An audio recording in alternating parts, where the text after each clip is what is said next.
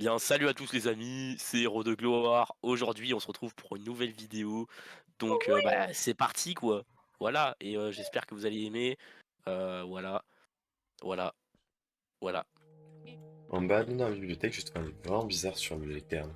Il est écrit dedans jour 1. Je me baladais dans un endroit inutile, j'ai senti quelque chose tomber de ma poche. Un carnet rempli d'écriture, amenant à un endroit spécial, une salle blanche.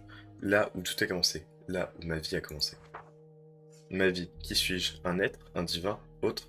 Comment savoir? Où? Quand? Comment? Jour 2. Le lendemain, j'avais oublié où était le livre. Je n'ai pas pu le récupérer. À quoi bon le récupérer si c'est pour savoir où je suis né? Je me souviens de plein de personnes autour de moi. Qui était-il? Je ne sais pas. Qui suis-je? Jour 3. Si, je sais. Un arbre rouge. Il y avait un arbre rouge pas loin. Près d'un village. Si je me souviens bien.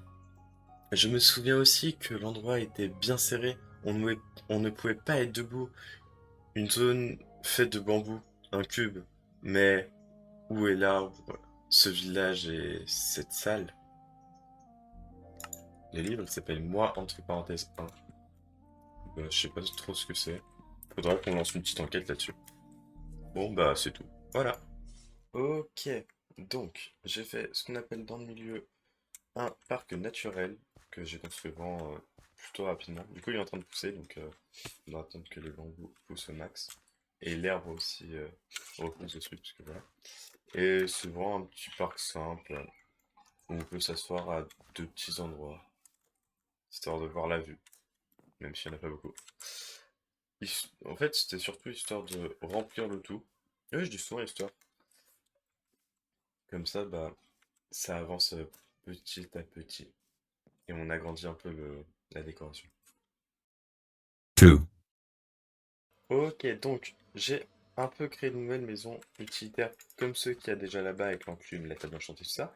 Mais pour d'autres outils. Typiquement la table à tisser pour faire quelques bannières. Ou encore une carte. Ouais, bah j'ai fait une cinquième maison et je savais pas à quoi elle allait servir, donc j'ai mis un truc utilitaire à peu près au pif. Voilà, c'est tout.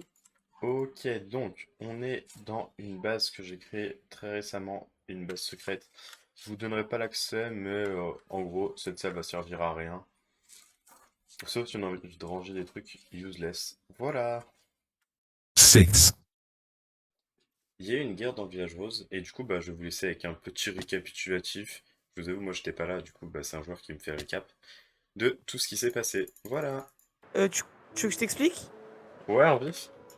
Vas-y, en gros, on était en réunion avec la Résistance. Ouais.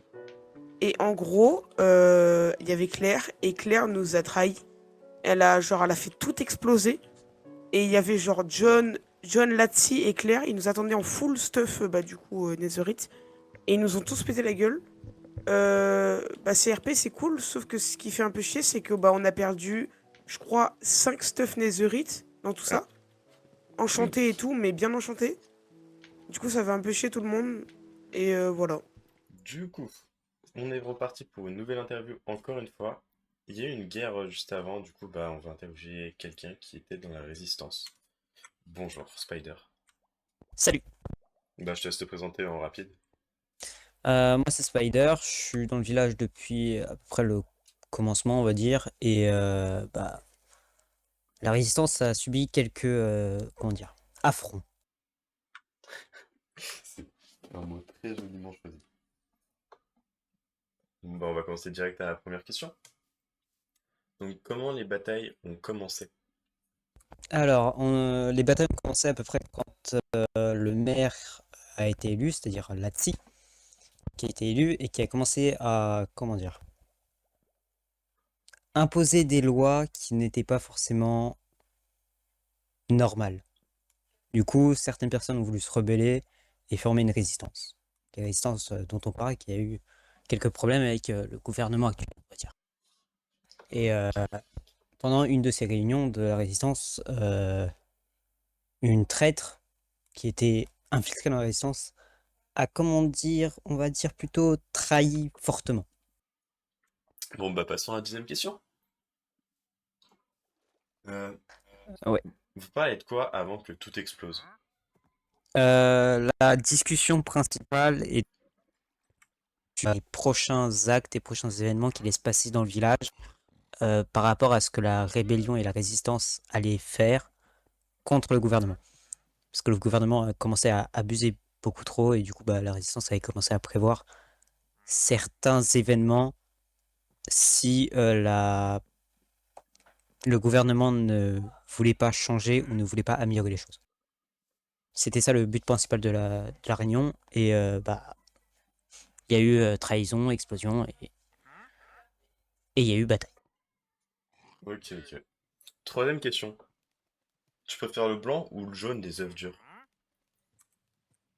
Le blanc, On est d'accord, oui. totalement, Flo, t'aurais pas vu ma totalement. culotte. Putain. Quoi? Draco? Est-ce que, après la bataille qui s'est passée, vous allez vous calmer sur vos actes? Alors, à vrai dire, personnellement, je ne pense pas.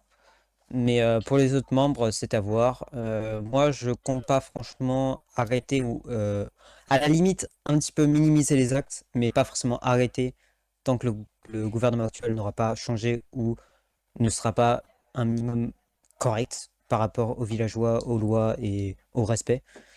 Mais faut voir avec les autres membres ce que eux comptent faire. Mais moi, personnellement, je ne vais pas m'arrêter. Ok, ok. Ok, donc, on passe tout de suite à une petite cinquième question. Que pensez-vous des gens comme, typiquement, le mec éclatax, qui arrête la bataille après cette défaite?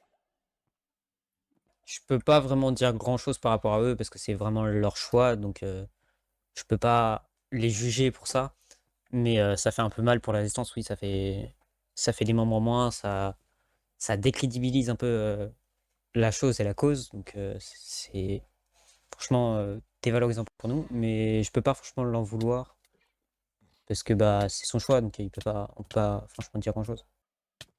Ok, ok. Bah, réponse plutôt correcte. Donc, dernière question. Quels ont été vos ressentis? Ça fait mal de se faire trahir comme ça, surtout par un membre qui était censé être un membre assez important. Donc forcément, ça fait mal pour l'ego, mais ça renforce encore plus notre volonté de vouloir agir contre ce qui se passe. Parce que même parler de ce qui va pas, on nous empêche carrément de parler de ce qu'on pense que ça va pas, et du coup, vraiment, c'est compliqué. Vraiment, c'est limite dictatorial, hein, vraiment, c'est abusé. Forcément, ça Ok, fait mal. ok. Et de manière plus globale, vos ressentis, ça donne quoi? De toute la guerre. Plus global, franchement, de tout ce qui se passe, faut agir, quoi. On peut pas laisser ça comme ça, c'est compliqué, quoi. Merci d'être venu à cette interview. Du coup. Franchement, pas de quoi, ça fait du bien d'en parler, forcément. Et ça peut aider. Bon, bah, sur ce, à une prochaine, peut-être. À une prochaine.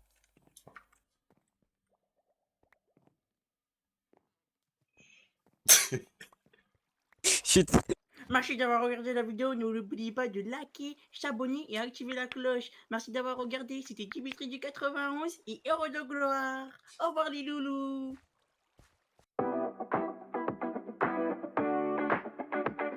Et t'appeler. Ah bah non. Le mec qui crache. Vite! Voilà. Je sais pas si vous l'autre. Bon. Je sais pas que tu vas être d'accord avec ce que je vais écrire, mais.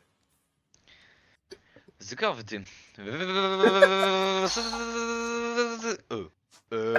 Et bon, j'ai toujours mal au ventre. Oh. Ah, il est sûr. Putain. Je suis pas sûr, mais je crois que je suis parano. Il y a vraiment des blocs qui volent. Au calme. Bon, bah. Oh putain!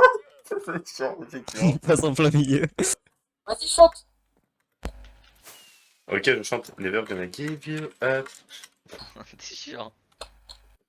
Pourquoi j'ai déjà plus de steak? Ah, mais non, mais parce que j'ai pris du poisson. Merci d'être venu sur cet état. Ouais, je sais plus parler. Et ouais, c'était Dimitri du 91. Je jouais sur Fortnite.